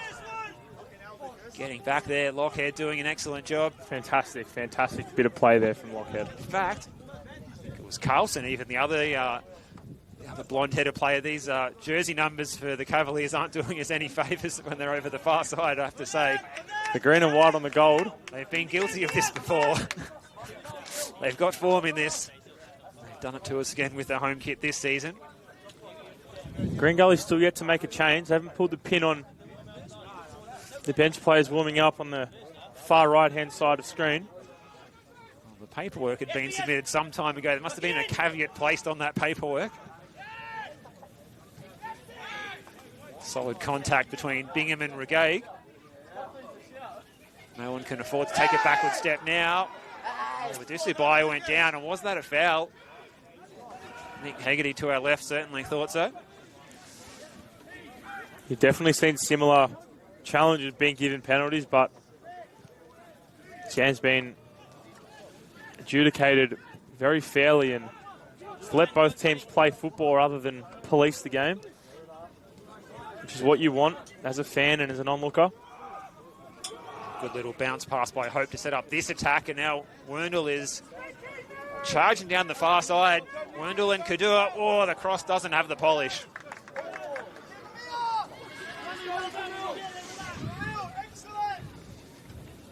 It's David Chick just ordering his players to relax.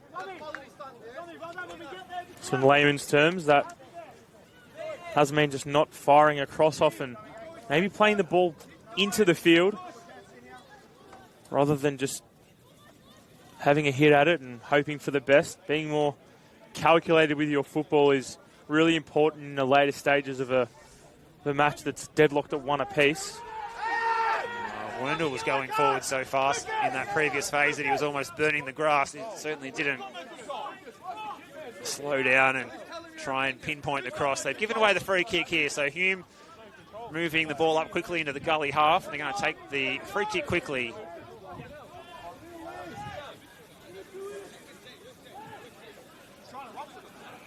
Kerr with the interception.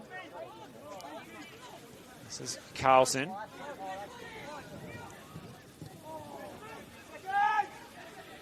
Getting forward from central defence was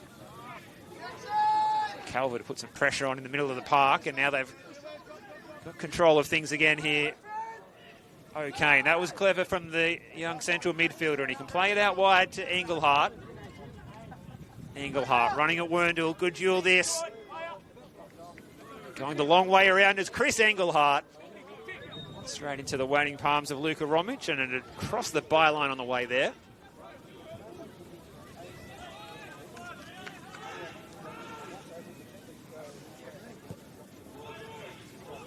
This tends to happen in this in these second halves. They fly by. We're into the last 10 minutes already. Can you believe that one?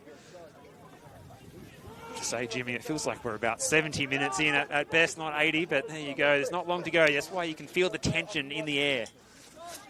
The game's really opened up now. Both teams just putting everything they can into this fixture.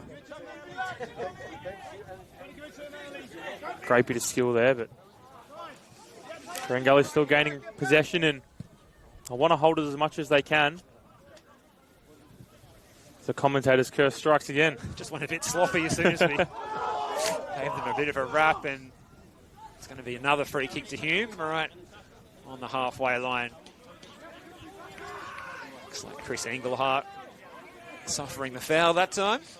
81 minutes gone and still no change for the boys in green and white. The Cavaliers, as they're affectionately known, still haven't pulled the pin on their bench. You're starting to wonder whether it's a good thing or a bad thing. Disu Bayou playing it across the face of the goal. It took a touch. And it's taken a touch off a green and white shirt.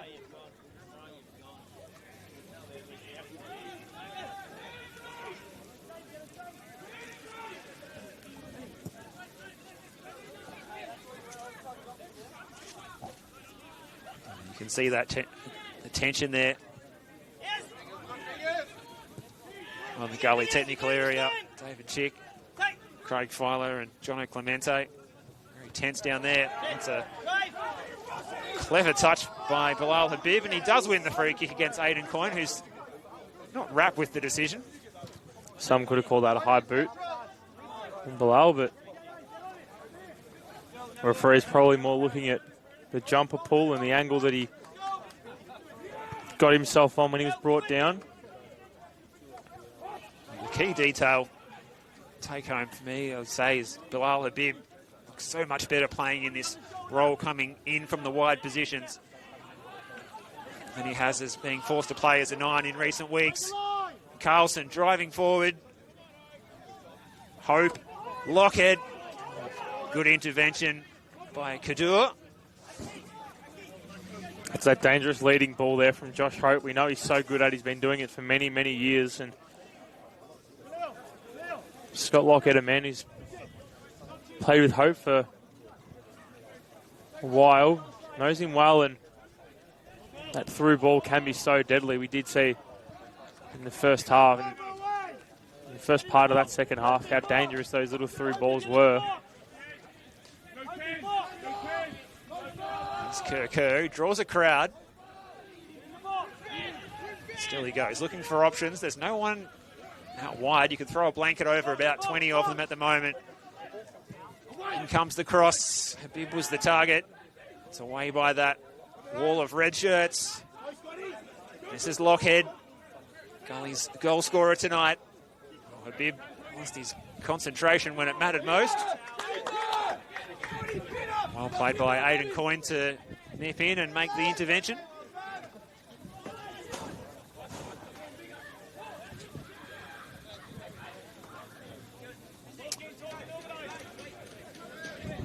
Every phase of play crucial now. Mistakes are deadly, especially in the last 5 minutes.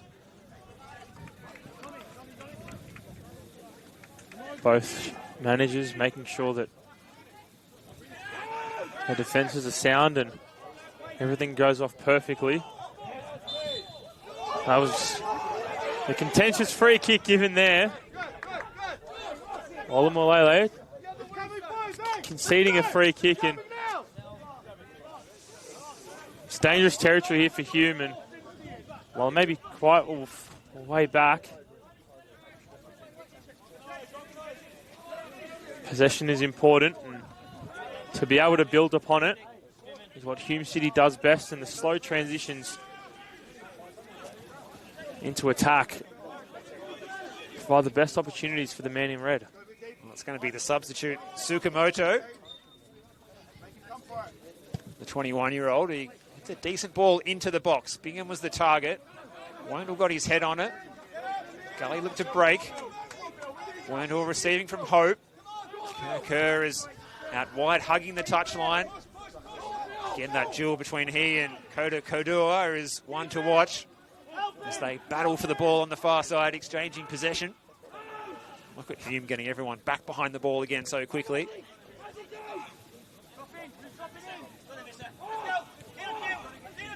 Still Gully electing not to use their bench. Oh, Karmas might have had a rush of blood there as he went charging forward with the football. He's cleaned up his opponent, and Ross Clark left with not much other option than to show the yellow card for the foul on Tsukamoto.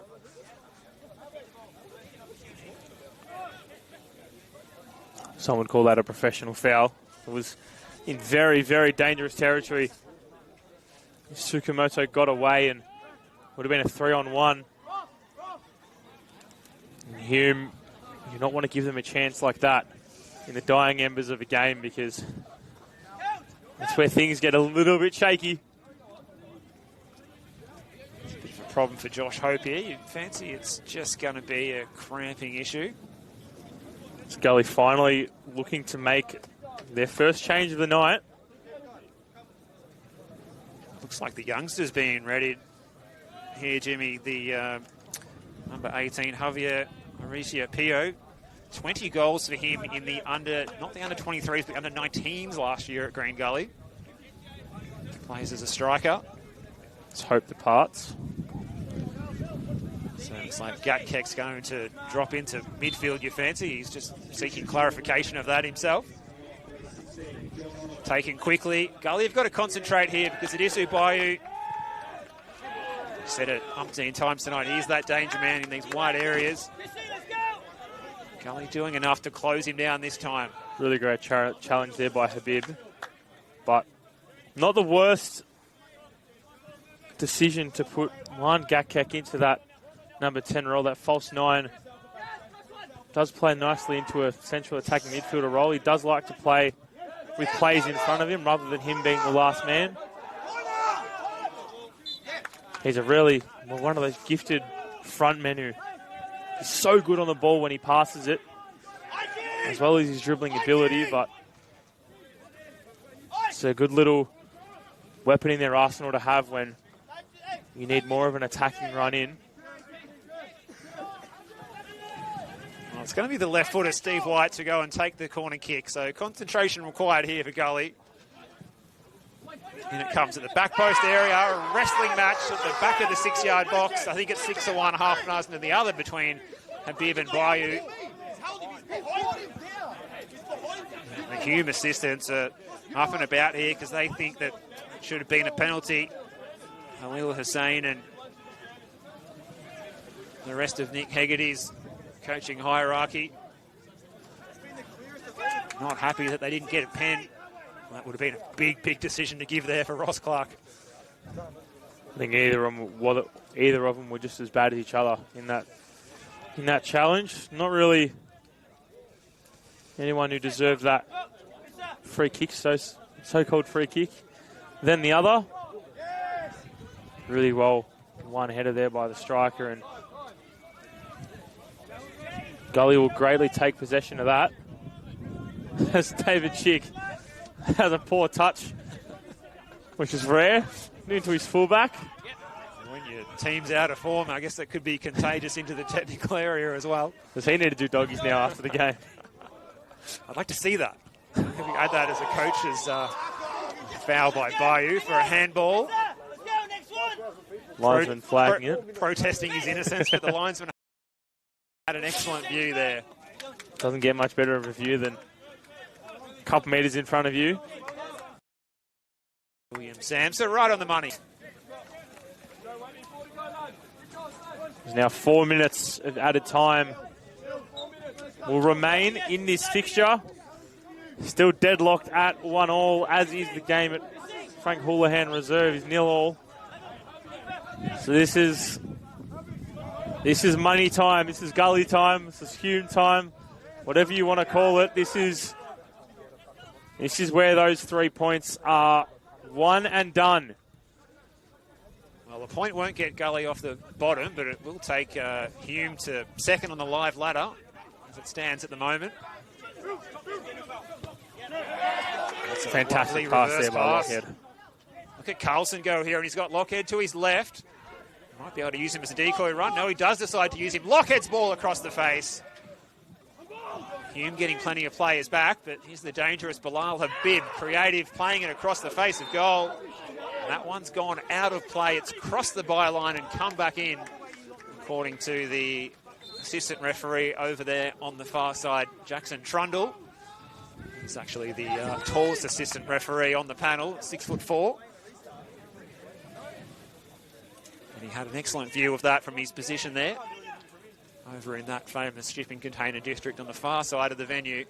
Oldfield to send this one high into the night sky and across the halfway line. On the way, his header is going to sit up nicely here for Jalil Regaig to scan the field and look to pick his pass. Well read off the boot by Coyne, who lumps it over the hill, and that's the second one tonight to end up in the Taylors Creek.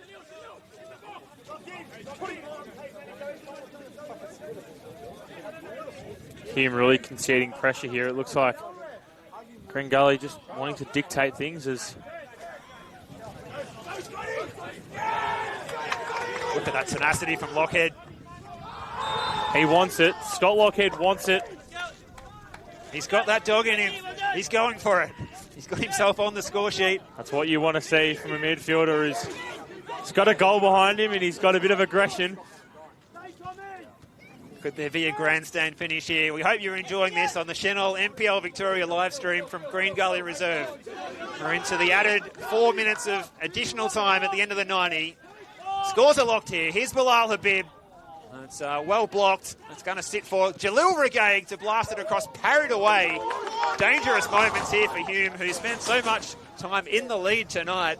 They don't want to cop a goal now, but they're going to have to defend this corner kick, Jimmy, and it's going to be all hands on deck, you fancy, for Hume to get everyone back in the penalty area. Yeah, really, really important shot there from Regaig, and Chris Oldfield